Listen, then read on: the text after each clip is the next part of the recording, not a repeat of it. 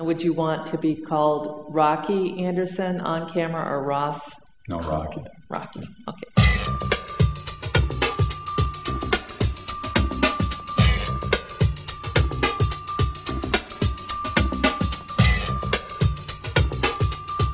How you doing?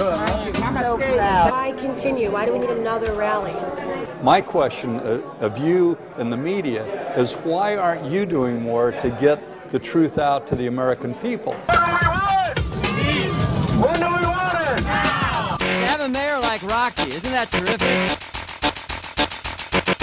Now, for the top story tonight, the radical left is on fire. I've got the power! Impeach these men who have betrayed and harmed us all! Crazy far-left rhetoric. This was an illegal war. And will it hurt this country? What is it good for? Absolutely nothing. Joining us now from Utah is the mayor of Salt Lake City, Rocky Anderson. So you want to impeach President Bush and Vice President Cheney and I guess everybody else in there.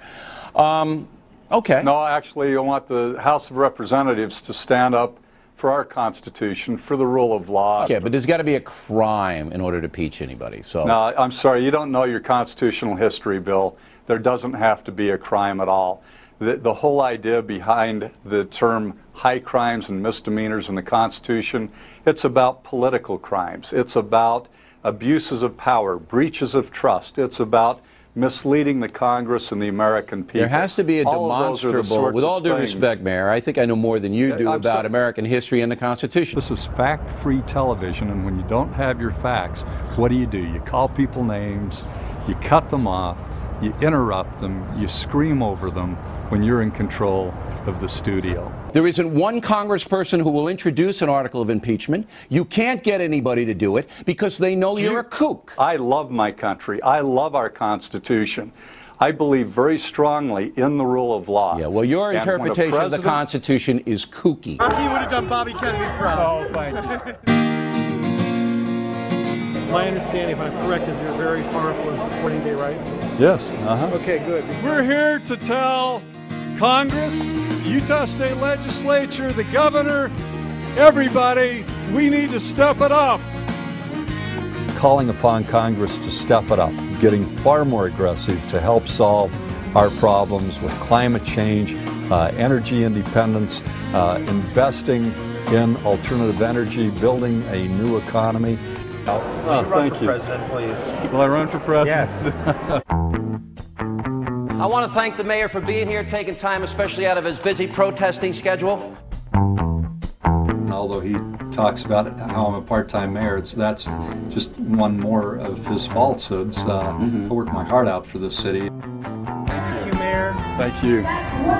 Very inspired. It's great. Thanks. I appreciate you asking me the questions, because if people just go around with this view of things and they don't ask me, it doesn't give me an opportunity to sort of, if not clarify it, at least explain my position on it. And I like the wording that you put everything in there, but it's all clear.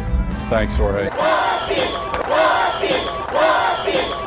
We will communicate to our representatives that we expect them to do their job, and their job is to bring about fairness and reform in our immigration laws.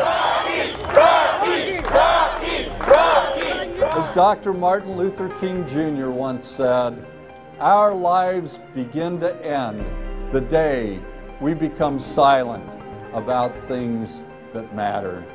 As moral actors and as patriots who love our country and our Constitution, we each must take a stand. Never before has there been such a compelling case for impeachment and removal from office of the President of the United States for heinous human rights violations, breaches of trust, abuses of power injurious to the nation, war crimes, misleading Congress and the American people about threats to our nation's security, and the supposed case for war.